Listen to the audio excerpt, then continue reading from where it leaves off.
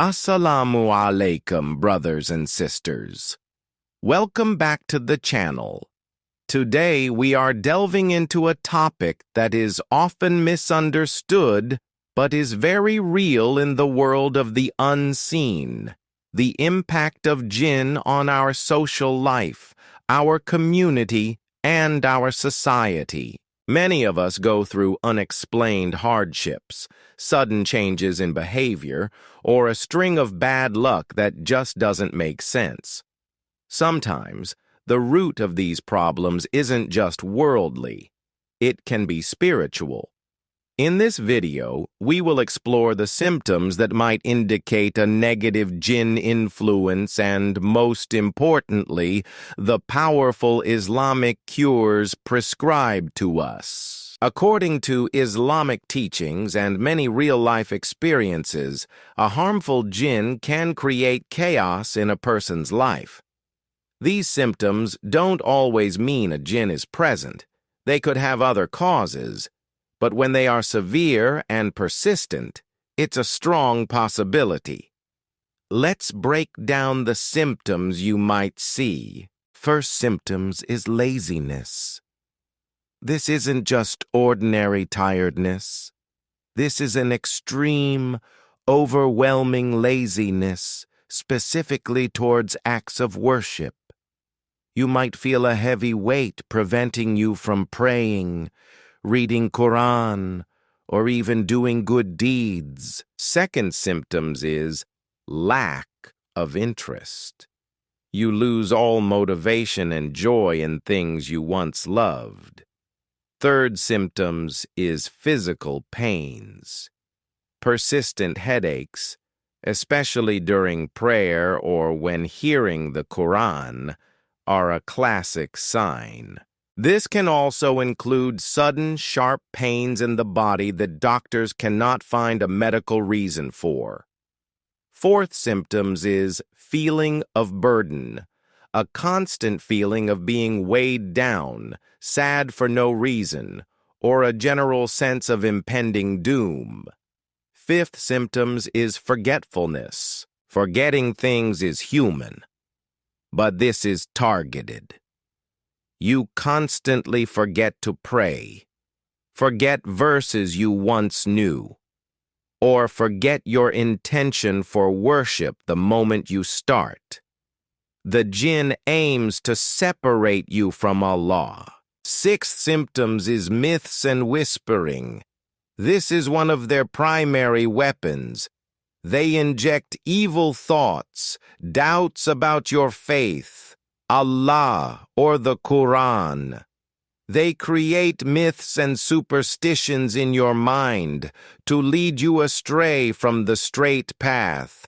Seven symptoms is unexpected losses, a sudden series of misfortunes, financial loss, business failing for no logical reason, losing relationships, or constant bad luck that feels unnatural.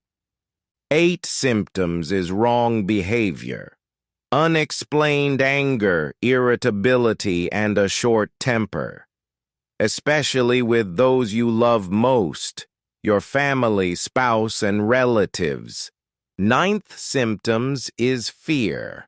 This also includes irrational fears, anxiety attacks in specific places, and feeling watched when you are alone.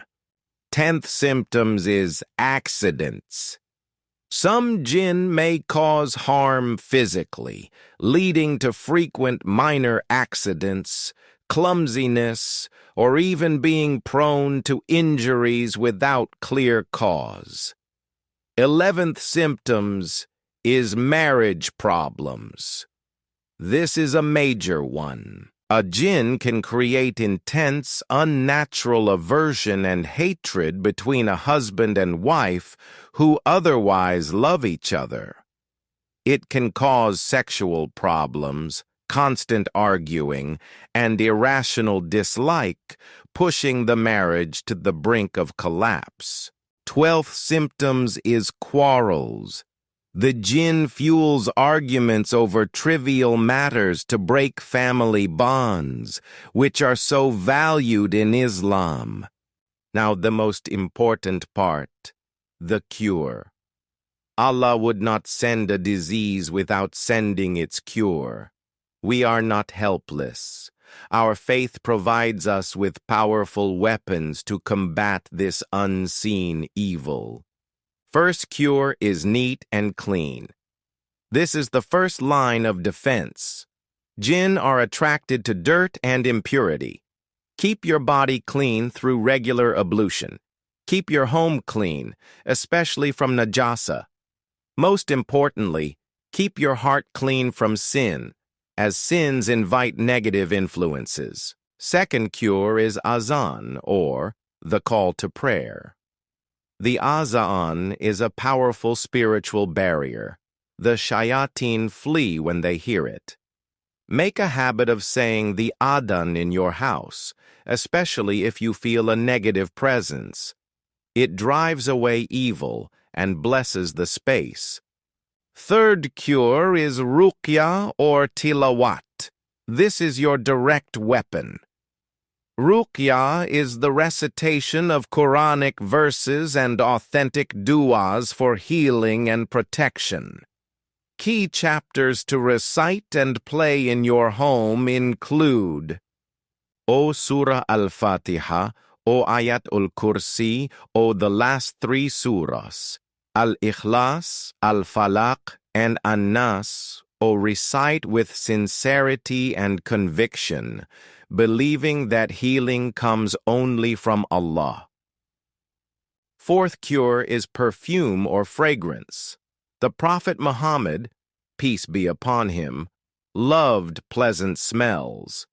Jinn, on the other hand, are repelled by good fragrance, especially those from incense like oud and camphor. Use them to purify the air in your home regularly. Fifth cure is offer prayer. The ultimate connection. This is the ultimate protection. Establishing Salah on time, with concentration and humility, builds a fortress of light around you.